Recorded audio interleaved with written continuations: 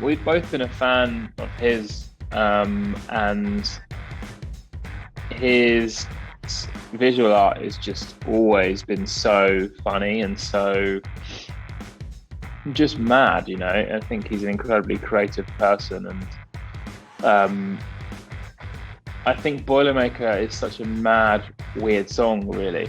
And we just knew we had to have a visual that was could match it. And I had this idea of reaching out to him and seeing if he'd at all be interested. And yeah, he just took to it so well, and had came up with this idea. And he literally just sent us about a 10-second clip of him doing that walk with all the kind of masks on.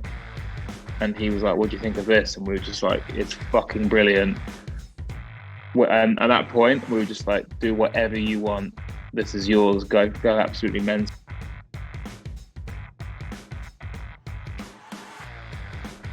I think once all the music had been finished, it was we didn't really start thinking about the artwork until that point, and I I think we just had to follow what the music was doing. You know, when I found myself talking about the record a lot more, and what was different about it, it was just became clear to us that all these songs were royal blood in color, and it felt like, yeah, like when I like wrote Typhoons, it sounded like rainbows were coming out of the speakers. You know, there was this euphoria to it. Um,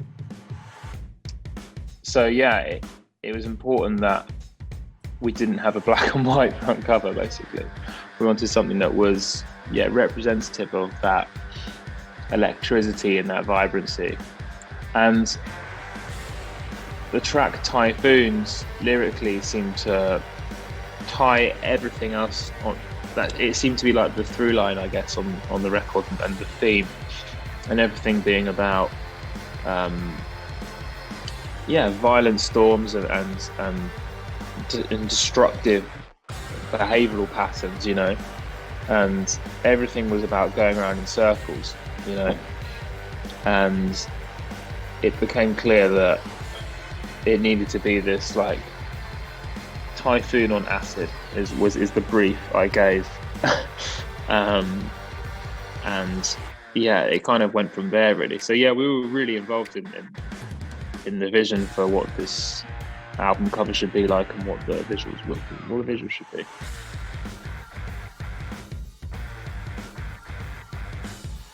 Yeah, I think we both just had an appetite to do something new, and we honestly didn't know what that was going to sound like. I think we just felt like we had exhausted our initial brief for the band, and it was time to go into a studio with an open mind and see where it takes us, you know. And I think a couple of songs in, we were like kind of almost like surprised ourselves at where we were going, you know, and it felt slightly dangerous. And I had that feeling is so important. I think if you're an artist, to feel slightly uncomfortable and slightly like, should we be doing this? Because then it feels like you're doing something exciting. You know, you're in unknown territory, and that's a really creative place to be.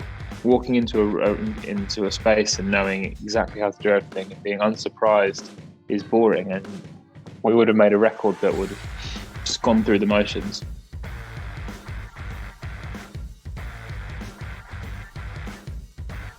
I'd just come out of a isolating experience myself, you know, and from a dark period of my life. So it was a weird, there was a strange irony in that. I'd finally come out of that space, and the world was entering its own, you know, version of that. But I was feeling so good at the time and so awake, that I think that came through on the music.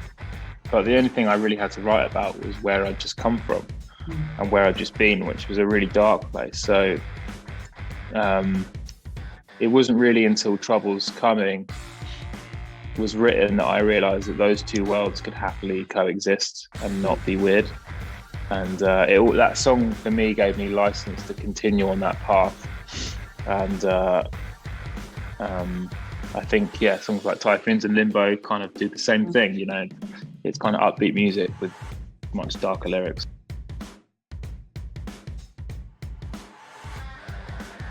Definitely, I think part of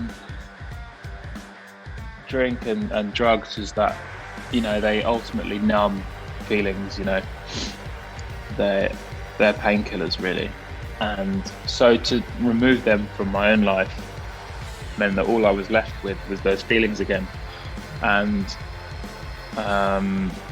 yeah, I think writing songs is about being vulnerable and about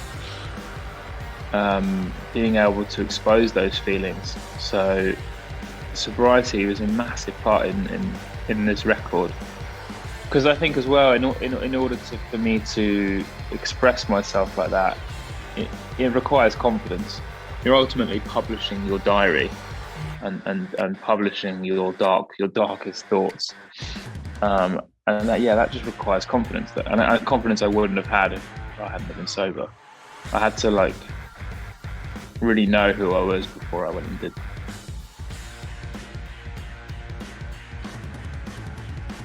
I think ultimately it's rock music, because, you know, I was lucky enough to spend about 9 months in Australia, and I was just blown away by the quality of particularly bands coming out of Australia. It's, you know, I came home and I was just like, man, we suck. Everyone's killing it in Australia, and there's such a culture and scene to rock and roll and to guitar music, and I think in a weird way I sort of was so inspired by that world that when we came back and played in Australia, it was like, it felt like a return journey for me, you know. So I've basically stolen your music and brought it straight back to you.